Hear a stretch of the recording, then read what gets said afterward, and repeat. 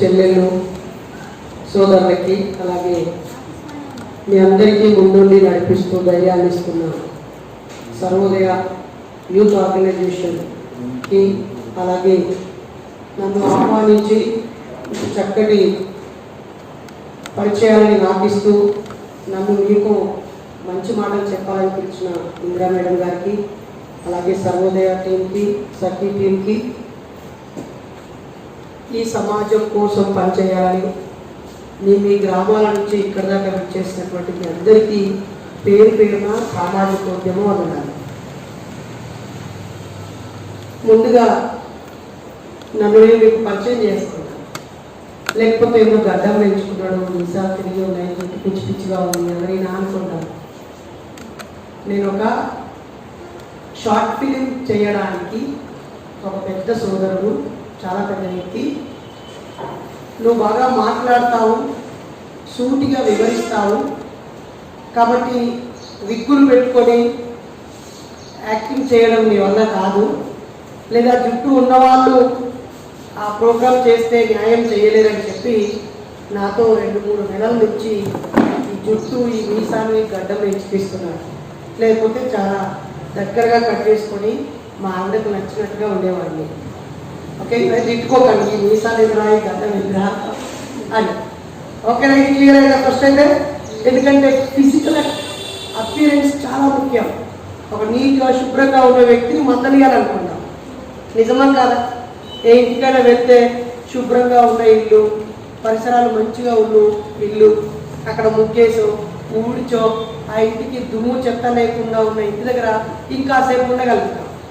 పిచ్చి పిచ్చిగా చెత్తగా ఉంటే అక్కడ ఉండబుద్ధి కాదు.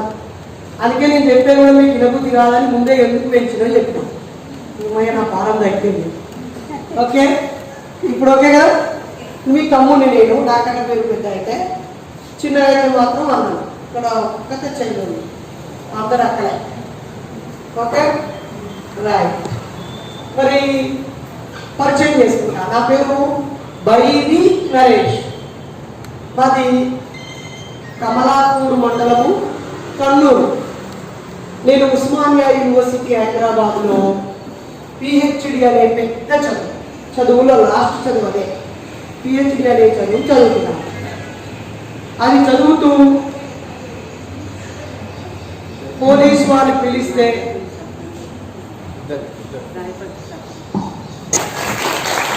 ఇంతసేపు కొంచెం భయంగా ఉండే.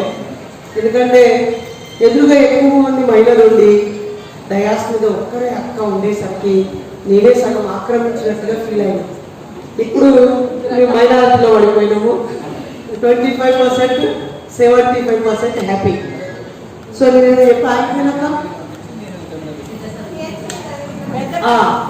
వేద చదువుతా ఎంత జరిగినా ఉత్తమించుటే, ఆపదకు ఆదుకోలేని సంపద ఉన్నా వేస్తే, అవసరమైనప్పుడు నోరు తెరిచి మాట్లాడని వాళ్ళకు మాటలు వచ్చినా వేస్తే, అవసరం ఉన్న చోటుకి వెళ్ళి వినిపించినప్పుడు వాళ్ళకు తెలిసినా వేస్తే.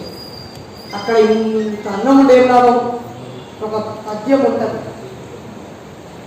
గంపెడు సకినాలు ఒక చోట, గట్టి దవడలు ఒక చోట, ఆకలి దప్పులు ఒక చోట, అన్నపు రాసులు ఒక చోట. అంటే చూడాలి ఆ పద్యంలో వేమన ఎంత బాగా రాశాడు. ఇక్కడ ఆకలి ఉంది, అక్కడ అన్నపు రాసులు ఉన్నాయి. ఇక్కడ గట్టి దవడలు ఉన్నాయి, అక్కడ సకినాలు ఉన్నాయి. ఉపయోగం లేదు కదా. తినే వాళ్ళకి, చేసే వాళ్ళకి, మాట్లాడే వాళ్ళకి మంచి మనసు ఉండాలి, అది లేకపోతే వేస్ట్. అయితే మాది కమలాపూర్. నేను ఒక బీడీ కార్మికురాలు కడుపులో పుట్టాను. మా నాన్న చేనేత కార్మికుడు, అంటే బీసీ పద్మశాలి కులం. అమ్మ బీడీలు చేస్తూ నన్ను పోషించేది. నాన్న మా అమ్మని మా ఇంటి దగ్గరే ఉంచి, మా ముగ్గురు అన్నదమ్ములు ఇంట్లో ఉంచి సూరత్కి, బొంబాయికి, భీమండికి వెళ్ళేవాడు. ఒంటరి మహిళ, భర్త ఇక్కడ లేని మహిళ. 2 సంవత్సరాలకు ఒకసారి సమ్మక్క సారాలమ్మ జాతరప్పుడే వచ్చే భర్త ఉన్నప్పుడు ఒక స్త్రీ ఎన్ని బాధలు అనుభవిస్తుందో నాకు తెలుసు. ఎందుకంటే మా అమ్మ ఎంత గోసపడదో నేను చూసినా కదా. సూటిపోటి మాటలు ఎట్లుంటాయి, పండగలప్పుడు వాళ్ళందరూ సంతోషంగా ఉంటే ఎలాంటి పరిస్థితి ఉంటుంది, మాకు తిండి పెట్టడం కోసం ఆ నూకల బియ్యాన్ని తీసుకురావడము, పక్కన డబ్బున్న వాళ్ళ ఇంటికి వెళ్ళి వాళ్ళ రేషన్ కార్డు అడుక్కొచ్చి డీలర్ దగ్గరికి వెళ్ళి గంటలు గంటలు నిల్చొని బియ్యం మోసుకొని రావటం, మమ్మల్ని వీపును ఎత్తుకొని నెత్తిపైన బీడీలు పెట్టుకొని ఉప్పలకి కమలాపూరికి రావటం, రాత్రంతా మాకు పుస్తకాలు ఇచ్చి తాను బీడీలు చుడుతూ చదువు యొక్క గొప్పతనం చెప్పడం, ఈ ఇటు బంధువులు అటు బంధువులు గొడవలు చాలా చూస్తాం కదా. సో అలా పెరిగాను. ఇప్పుడైతే చక్కగా అన్ని కష్టాలు పోయినాయి. అమ్మా నాన్న ఒకే చోట ఉంటున్నారు. ఓ 13 ఏళ్ల క్రితం పెళ్ళయింది నాకు. కులం లేకుండా కష్టం లేకుండా దండల పెళ్లి చేసుకున్నాను. సంతోషంగా జీవిస్తున్నాను. మా ఆవిడ కూడా పెళ్ళైన తర్వాత 5 సంవత్సరాలు చదువుకుంది. చాలామంది తిట్టిలు, ఒరే పెళ్ళైంది సాగుకోలేక ఎల్లగొట్టిన వారా, ఇంటికాడు ఉంచుకోకపోయి అక్కడెక్కడో హాస్టల్ ఉంచుతానమాట అని తిట్టింది. కానీ ఇప్పుడు ఆ తిట్టినోలే చెల్లె మంచుకున్నావా, అక్క మంచుకున్నావా, వదిలే మంచుకున్నావా అని చెప్పి 5,000, 10,000, 1000 లేదా ఏదైనా ఆపతో కష్టం వస్తే చెప్పుకుంటా. ఎలా సాధ్యమైంది? 50 ఏళ్ళు చదువుకొని గవర్నమెంట్ టీచర్ అయ్యి ఈరోజు కమలాపూర్ మోడల్ స్కూల్లో గవర్నమెంట్ టీచర్ అయ్యి ఒక 60-70 వేలు జీతం తీసుకుంటారు. కాబట్టి నేనైతే ఒక తల్లి ఎంత బాధపడుద్దో చూశాను. అలాగే భార్య భర్త మంచి ప్రేమని గౌరవాన్ని ఇస్తే ఎంత ఉన్నతంగా ఎదుగుతుందో చూశాను.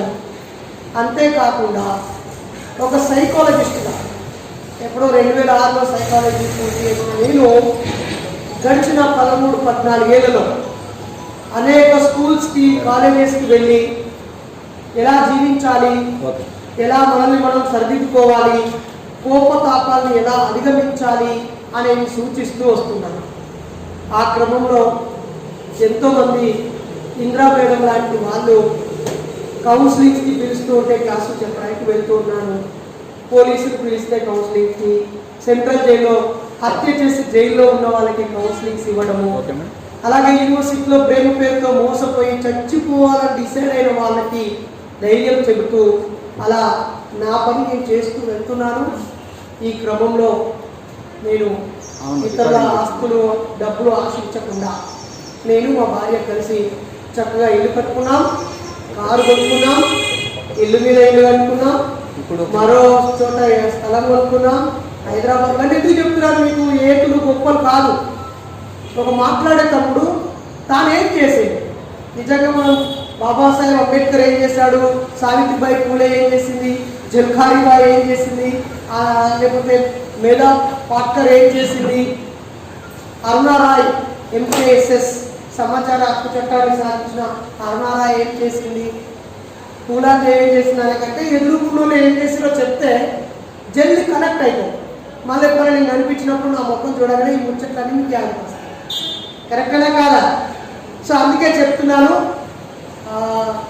ఇంకో చెప్పుడు అయిపోయినట్టే పర్సనల్గా నా విషయాలు చెప్పడం. సో నిన్న మొన్న మేడం ఆహ్వానించారు, మొన్న రోజు రాలేకపోయాను.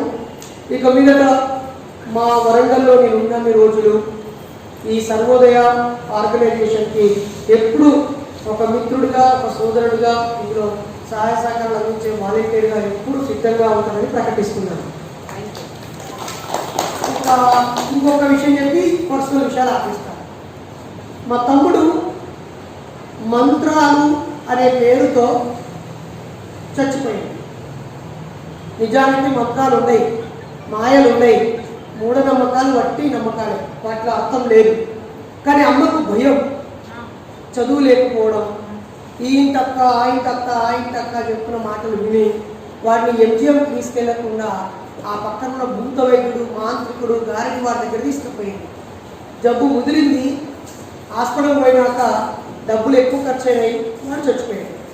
అప్పుడు అనుకున్నా నేను ఎంత పెద్ద చదువు చదివినా, ఎంత పెద్ద ఉద్యోగం సంపాదించినా, ఎన్ని ఆస్తులు కూడగట్టుకొని ధనవంతులైనా, కార్లు బంగ్లాలు అన్నీ వచ్చినా నా సమయాన్ని నా కుటుంబంతో పాటు ఈ సమాజంలో నా తమ్ముళ్ళలాగా ఇంకొకరు చచ్చిపోవద్దు, అలా చచ్చిపోవద్దంటే వీలైనంత మట్టికి ఆ మూఢనమ్మకాలు నమ్మొద్దు అని అందరికీ అర్థమయ్యేలా చెప్పాలని నిర్ణయం తీసుకున్నాను. సో అప్పటి నుండి ఇప్పటి వరకు మూఢనమ్మకాల మీద పనిచేస్తూ భారత నాస్తిక సమాజం మూఢనమ్మకాల నిర్మూలన సంఘానికి సభ్యుడిగా, ఆ తర్వాత మండల, జిల్లా, రాష్ట్ర, ఇప్పుడు రాష్ట్ర అధ్యక్షుడిగా కొనసాగుతున్నాను. సో ఇది నా పరిచయం అక్కలు. ఇప్పుడు ఇక ఈరోజు టాపిక్ మాట్లాడుతున్నాను. ఎప్పుడైనా మాట్లాడుకునేప్పుడు పర్సనల్ విషయాలు చెప్తే ముద్దుగింటాం, ఫిలాసఫికల్ విషయాలు లేకపోతే రకరకాల ఎగ్జాంపుల్స్, స్టాటిస్టిక్స్, లెక్కలు అవన్నీ చెప్తే చక్కగా అర్థం కాదు, నిద్రపోతుంది. నిజమా కాదు? అదే ముందు కూర్చుంటే అనుభవంలో చెప్తేనే మంచిగా వింటాం. ఇప్పుడు మీకు ఒక కథ చెప్తా, సరేనా? వింటారా? వింటారా? రాయ్. అనగనగా ఒక ఊరు. ఆ ఊరిలో ఐస్ ఫ్యాక్టరీ ఉంది. నేను తెలంగాణ యాసలో మాట్లాడితే మీకు నచ్చుతుందా? లేకపోతే పుస్తక భాష లేదా వేరే ఉండదులే మా కథ. అప్పుడు బాగా తెలంగాణ మాట్లాడి ఈ యాస భాష బాగా అలవాటు, లేదంటే పుస్తక భాష ఉంటే వార్తలు చదివినట్టు చెప్పు, అట్లా కూడా చెప్పచ్చు.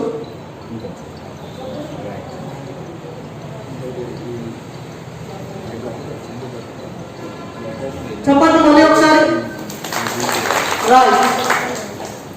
ఇప్పుడు నేను చెప్పే స్టోరీలో నీతి ఏంటో మీరు ఎవరు చెప్తారో వాళ్ళకు ఒక 50 రూపాయల పుస్తకాన్ని గిఫ్ట్గా ఇస్తారు.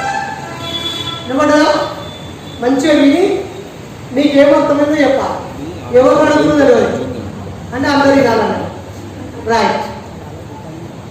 ఒక ఊరిలో ఐస్ ఫ్యాక్టరీ ఉంది. అందులో ఐస్ గడ్డలు తయారు చేస్తారు. చుట్టూ 4 వైపులా పెద్ద పెద్ద గోడౌన్ లాగా గదులు ఉంటాయి. వాటిలోకి పెద్ద పైప్ లైన్ ఉంటుంది. ఆ పైప్ లైన్ గుండా సాయంత్రం 6 గంటలకి నీళ్ళు వదులుతారు. అన్ని గదులన్నీ నీళ్లు నిండుతాయి. నిండి మళ్ళీ ఉదయం 6 గంటలకి ఆ ఫ్యాక్టరీ ఓపెన్ చేస్తారు. చేసేసరికి రాత్రంతా చల్లగా అయిపోయి అందులో కూల్ టెంపరేచర్ని అప్లై చేస్తారు. ఐస్ గడ్డగట్టిపోతాయి. గడ్డగట్టిపోయినటువంటి నేను ఇది ఇస్తాను. ఆ ఐస్ ఫ్యాక్టరీ ఉదయం 6 గంటలకి ఓపెన్ చేసి గేట్లు తీసి ఆ గడ్డల్ని బయటికి తీసి మిషన్స్తో కట్ చేసి ఐస్ క్రీమ్ పార్లర్ వాళ్ళకి, బేకరీ షాప్ వాళ్ళకి, లేదంటే శవాలని తీసుకుపోవడానికి పెట్టే ఐస్ దానికి, రకరకాల చేపలు ట్రాన్స్పోర్ట్ చేసే వాళ్ళకి ఆ ఐస్ గడ్డల్ని ఎవరి అవసరం మేరకు వాళ్ళకి అమ్మేస్తారు. అయితే ఒకరోజు ఒక ఆయన ఆ పైపులో వాటర్ సరిగా రావట్లేదని రిపేర్ చేస్తున్నాడు. చేస్తుంటే సాయంత్రం 6 అయిపోయింది. పెద్ద సైరన్ మోగింది. లాక్ పడిపోయింది. ఆయన అందులోనే ఉండిపోయింది. తెల్లారేసరికి అందులోనే ఉండి మునిగి ఎంత మొక్కున్నా వినపడాలి కదా, ఊరవతలు ఉంటుంది కదా ఫ్యాక్టరీ. ఐస్ గడ్డలో గడ్డ కట్టిపోయింది, చచ్చిపోయింది. ఉదయం ఐస్ గడ్డ కట్ చేసి ఆయన బయటికి తీసింది. అట్లా 2 నెలలకు 3 నెలలకు ఒకరు చచ్చిపోతారు. అలా డ్యూటీలో జాయిన్ అయినప్పుడే నా ఇష్టపూర్వకంగానే చేరుతున్నాను, ఏమైనా ప్రమాదమైనా నాదే బాధ్యత అని మనం రాపించుకున్నాం. ఇప్పుడు మనం హాస్పిటల్లో రాయించుకుంటాడు కదా, ఆపరేషన్ చేసే ముంగట వాళ్ళలో ఉండరా సంతకం పెట్టుకుని రాయించుకుంటాం. మనం సంతకం పెడతాం, ఇస్తాం. ఇంకేమనుకుంటాం అంటే ఇక మనం మొత్తం మనకి బాడీ ఇచ్చేసినా వాడు చంపుకొని అనుకుంటాం. తప్పు. వాడు ఏ ట్రీట్మెంట్ ఇచ్చిండు, ఏ మెడిసిన్ ఇచ్చిండు, ఏ మోతాదులో ఇచ్చిండు, అది ఇచ్చినప్పుడు మనం పంపించిన ఆ పేషెంట్కి బీపీ, షుగర్ లెవెల్స్ ఎలా ఉన్నాయి, అతని మిస్టేక్ ఉందా లేదని ఆలోచించాం. మనమే రాసించిన కానీ సప్లైకి ముందు కట్టుకోవచ్చు శివాన్ని. లేకపోతే మన నాన్న కొంచెం తెలివైన అయితే రోడ్డుకి అడ్డంగా శివాన్ని పెట్టుకుని వెళ్ళి పెడతాం. 2 తప్పే. ముందే రోగం రాకుండా ఉండాలి. 1, చిన్నగా ఉన్నప్పుడే దవాఖానకు పోవాలి. 2, లేకపోతే అయినా రోగం వచ్చినా తెలిసిన అక్కలను, అన్నలను అడిగి ఏ డాక్టర్ నమ్మకస్తుడు, ఎక్కడ తక్కువ డబ్బు ఖర్చు అవుతాయి, ఈ వైద్యము ఏ ప్రభుత్వ హాస్పిటల్లో ఉచితంగా దొరుకుతుంది, లేదా మనలాంటి పేదవాళ్ళకి కొంతమంది కార్పొరేట్ సంస్థలు ఉచితంగా ఎవరు సహాయం చేస్తారు, ఇవన్నీ ఎంక్వైరీ చేసుకుంటే మనం ఏడవాల్సిన అవసరం ఉండదు. తెలివి లేనులే ఏడతారు, ఆగమై అగులుగులై అడిగిపోయినాక సాగు కొట్టుకుంటారు. కాబట్టి నా ముందు నా అక్కలను కోరుతున్నా, తెలివిగా ఉందాం. సమస్యను మనం అందరం తలా వచ్చి చేసుకొని పరిష్కరిస్తాం. సరే, ఈ ముచ్చట పక్కన పెడితే ఓ రోజు సాయంత్రం 6 అయింది. ఒక ఆయన ఆ పైప్ లైన్ పైకి ఎక్కిండు, రిపేర్ చేస్తున్నాడు. ఇంకొక 5 నిమిషాలు అలా అయిపోద్ది అనుకున్నాడు, కానీ గంట సేపు అయింది. ఈలోపు షట్టరు క్లోజ్ అయిపోయింది, మనిషి అందులోనే ఉండిపోయిండు. నీళ్లు స్టార్ట్ అయిపోయాయి, మోకాల వరకు వచ్చినాయి, గట్టిగా అరుస్తున్నాడు, గుద్దుతున్నాడు, ఏం సౌండ్ వస్తున్నాయి బయటికి. ఇక్కడ వరకు నీళ్ళు వచ్చినాయి, ఇక్కడ వరకు వచ్చినాయి, ఇక్కడ వరకు వచ్చినాయి. ఇక నేను చచ్చిపోతున్నా, నా బిడ్డ మొన్ననే 10వ తరగతిలో ఫస్ట్ ర్యాంక్ వచ్చింది, నా కొడుకును పేద ఉద్యోగస్తులు చేయాలనుకున్నా, నా బిడ్డలు ఉద్యోగస్తులను చేయాలనుకున్నా, నా బిడ్డలు కొడుకును సమానంగా పెంచుకోవాలనుకున్నా, నా భార్య మంచిది, నేను రేపు చచ్చిపోతే వాళ్ళు ఎంత అనాథలు అవుతారు అని ఏడుస్తూ అక్కడే ఉన్నాడు. ఇక ఆయన నచ్చిన దేవునికి దండం పెట్టుకుంటున్నాడు. సడన్గా ఇక్కడ వరకు నీళ్లు రాగానే ఆ లాక్ ఎవరో ఓపెన్ చేసి ఆ సెంటర్ పైకి లేసింది. ఆ నిండా ఉన్న నీళ్ళ నుండి బయటకు వెళ్ళిపోయినాయి. తక్కువ మనిషి బయటకు వచ్చి ఆ లాక్ ఓపెన్ చేసిన కాళ్ళ మీద పడి ఏడుస్తూ నా ప్రాణాలు కాపాడినవని అని, నేను ఇంట్లో ఉన్నాను నీకు ఎట్లా తెలిసింది అన్నాడు. నేనున్నాను, మొన్న రాజు చచ్చిపోయాడు, అమ్మవరకు కూడా చచ్చిపోయాడు, ఇప్పుడు నీ కూడా చచ్చిపోయాడు అని. నేను వీళ్ళు ఉన్నాను నీకు ఎట్లా తెలిసింది, నన్ను నువ్వు కాపాడావు, దేవుడి దగ్గర కాపాడావు అని ఆయన దండం పెట్టాడు. అప్పుడు ఆ కాలం తీసిన ఏం చెప్పిందంటే, అయ్యా ఈ ఫ్యాక్టరీలో మొత్తం 30 మంది పనిచేస్తారు. 30 మంది ఉదయం 8కి 6కి వస్తారు, సాయంత్రం 6కి బయటికి పోతారు. కానీ ఈ 30 మందిలో నువ్వు ఒక్కడివే ఆ గేట్ కాడికి వచ్చి గట్టిగా ఆరం కొట్టావు, కొంచెం లేట్ అయితే తిట్టావు, ఏమయ్యా రాజయ్య మంచిగున్నావా అని నన్ను ప్రేమగా మందలిస్తావు. నువ్వు ఒక్కడివే నన్ను మందలిస్తావు, పోయేటప్పుడు కూడా రాజయ్య మీ భార్య పిల్లలు మంచిగున్నారా అని ప్రేమగా పలకరిస్తావు. ఎప్పుడైనా కొంచెం సమయం దొరికితే వచ్చి నాతో కూర్చుండి ముచ్చట్లు పెడతావు. మొన్న కూడా మీ బిడ్డ 10వ తరగతిలో ఫస్ట్ వచ్చిన పేపర్లో పడితే ఆ పేపర్ నాకు చూపించినావు. అట్లనే మా బిడ్డను కూడా బాగా చదువుతామని నువ్వు ఓసారి మీ బిడ్డ పుస్తకాలు ఇచ్చినావు, ఓసారి టిఫిన్ బాక్స్ ఇచ్చినావు, ఓసారి 5వ 10వ ఇచ్చినావు. కాబట్టి నువ్వు నాకు బాగా గుర్తు సార్. ఇలా పనిచేసిన వాళ్ళు అందరూ పోంగా రాంగా లేట్ అయితే ఏం చెప్తున్నారే రోగి రాజారే పన్నావురా అని తిడతారు. కానీ నువ్వు మంచి మాటతో పలకరిస్తావు, వచ్చేటప్పుడు పలకరించుకుంటూ వస్తావు, పోయేటప్పుడు పలకరించుకుంటూ వస్తావు. ఇలా ఎంత పని ఉన్నా, కష్టం ఉన్నా, కన్నీళ్ళు ఉన్నా, ఇబ్బంది ఉన్నా నన్ను మాత్రం ప్రేమగా నవ్వుతూ మంచి ఉన్నావా అని పలకరిస్తావు. కాబట్టి వాళ్ళందరూ పొయ్యిరో వచ్చిరో నాకు తెలియదు, కానీ సాయంత్రం 6కి మీరు పోలేదని నా మనసు నాకు చెప్పింది. కాబట్టి ఖచ్చితంగా మా అన్న అలా ఉండి ఉంటాడు, ఆ సార్ అలానే ఉండి ఉంటాడు అని ఒక్కొక్కటి తాళం తీసుకుంటూ వస్తారా. ఇప్పటికే 4 లాకులు తీసేసిన, ఇప్పుడు ఇది తీసిన, మరి ఇలా నేను లేకపోతే అన్ని తీసేటోండి. మరి అన్ని తీస్తే 10 లక్షలు నష్టమవు కదా. తీసేస్తే ఒకరు తీసేస్తారు సార్, కానీ నేను మిమ్మల్ని కాపాడుకున్నా కదా సార్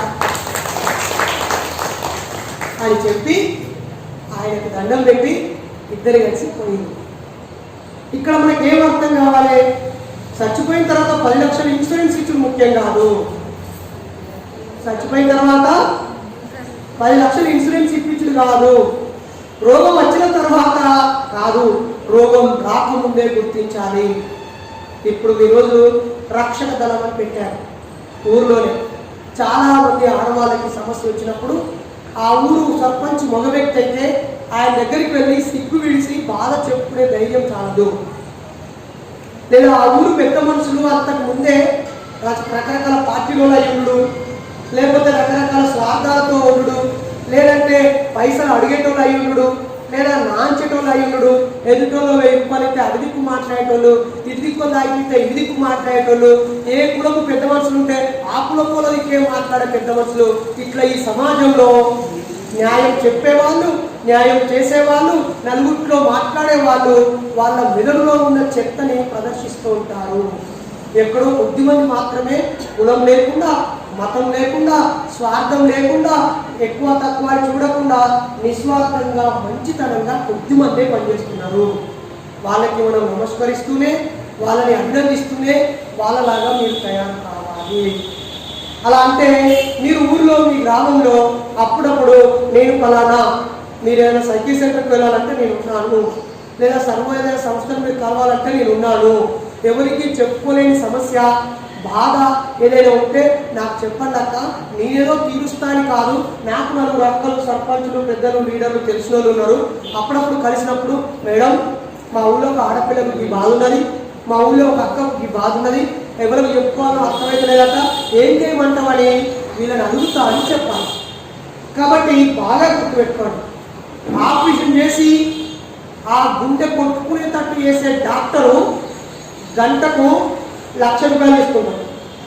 4 గంటలు చేసి 4 లక్షలు తీసుకొని నీ ఆగిపోతున్న గుండెను అతకబెడతాడు, కాపాడతాడు.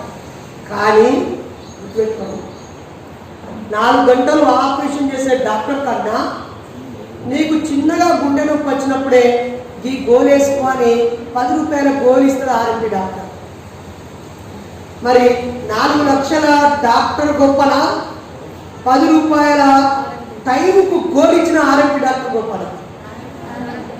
ఆయన గొప్పే కావచ్చు డాక్టర్, కానీ ఎంతో మంది గుండెలు అక్కడి దాకా పోకుండా ఆపుతున్నది ఎవరు? ఆర్ఎంపీ డాక్టరే.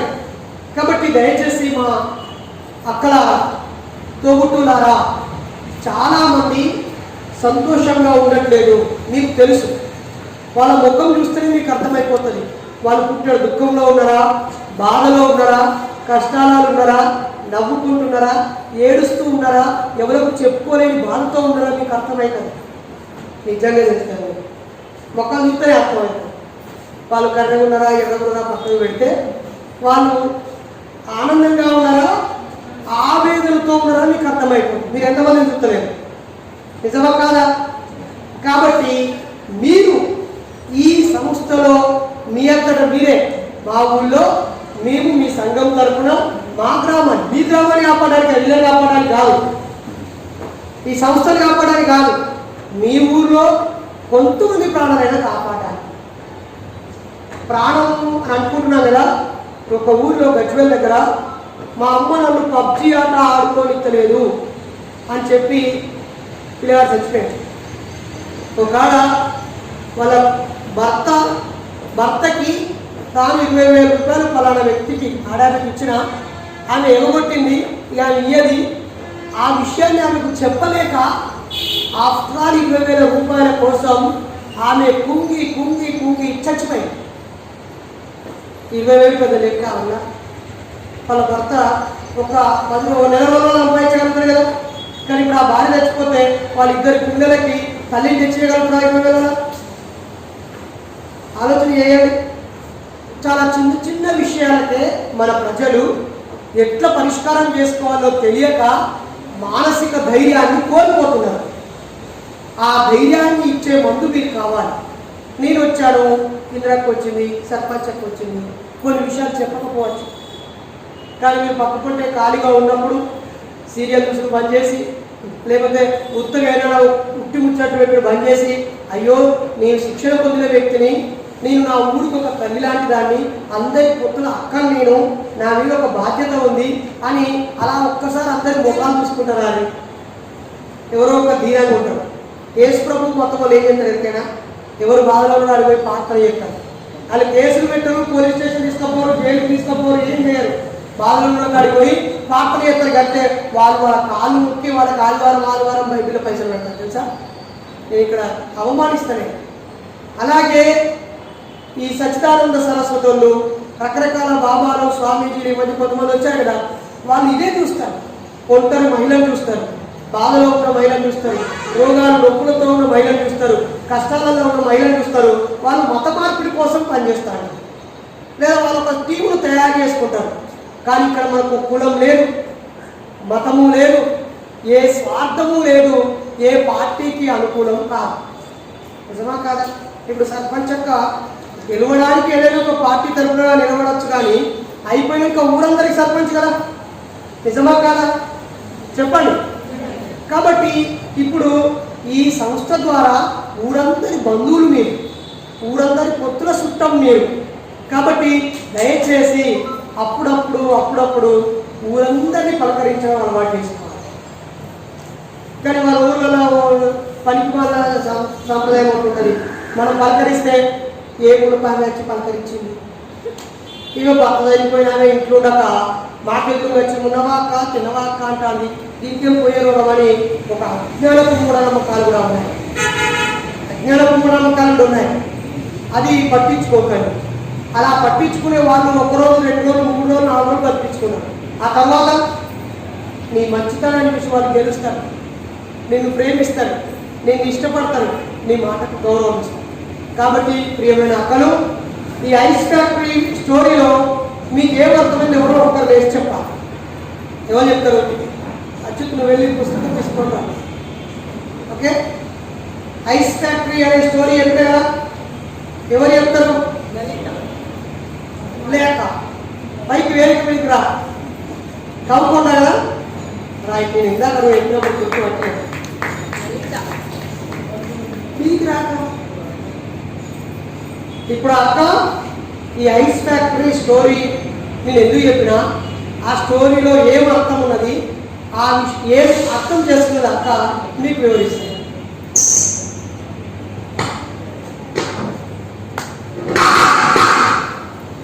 నా పేరు లలిత, చెప్పిన ఆశవర్కర్ని. ఐస్ ప్యాక్లో నరేష్ సార్ ఏమని చెప్పిందంటే, ఐస్ ప్యాక్లో పనిచేసేవారు 30 మంది ఉన్నారు. 30 మందిలో అలా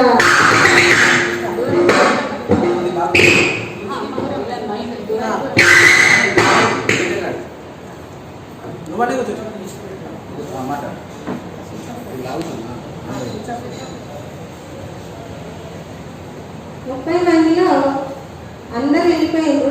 పోతాంటే అట్లాంటి గేట్ కాడ అంటే వాచ్మెన్ లాగా ఉన్న అన్న చూసి నన్ను పోయేటప్పుడు మందలిస్తాడు, వచ్చేటప్పుడు మందలిచ్చేవాడు. వీళ్ళందరూ వెళ్ళిపోయారు, కానీ అన్న రాలేదు. అన్నను సారో ఏదో ఒకటి అనుకొని ఆ మనసులో ఉంచుకొని బిడ్డలు కొడుకు విషయాలు చెప్పేది నాకు, పోతాంటే మందలిచ్చేటోళ్ళు అని ఆయన బాగా ఆలోచించుకొని పోయి కాలాలు తెరిచింది. తెరిచేసరికి 4 వేసినాక 5వ గేట్ కంటే 5వ కానీ నీళ్ళన్నీ బయటికి వెళ్ళిపోయి ఆ అన్న ఈయన కలిసింది. నేను కూడా విలేజ్లో పనిచేస్తుంటే కొందరు చదువుకునేటోళ్ళు ఉన్నారు, కొందరు నేర్చుకునేటోళ్ళు. అందరికీ మంచితనం ఉండదు. అందరికీ మంచితనం ఉంటే దేవుడే మళ్ళా ఓరు, కొందరికి మంచి కొందరికి చెడు. కానీ నేనైతే విలేజ్లో అందరికీ మంచిగా దేవుడికి తెలుసు. అయితే ఆ మనిషి రాలేదు అని బాగా ఆలోచించుకొని ఆయన పోయి ఆ తాళం తీయకుంటే ఆయన కూడా చనిపోయాడు. ఫస్ట్ ఒకరు చనిపోయిందని చెప్పింది, ఒకరు 6 లోపలే ఉండిపోయాడు, నీళ్ళన్నీ నిండినాయి, ఆయన చనిపోయిండు. తెల్లారి మళ్ళీ 6 గంటలకు డోర్ తీయాలి, తాళం తీయగానే ఆయన చనిపోయినాడు. ఆయనను ఐస్ ప్యాక్లను కట్ చేసి ఆయన తీసి సమాధికి తీసుకెళ్ళింది. ఈ 2వ అన్న కూడా అతనే ఈయన చేయకుంది, కానీ ఈయన ఆలోచన ప్రకారంగా దేవుడే అనిపించిండు కావచ్చు ఆయనకు.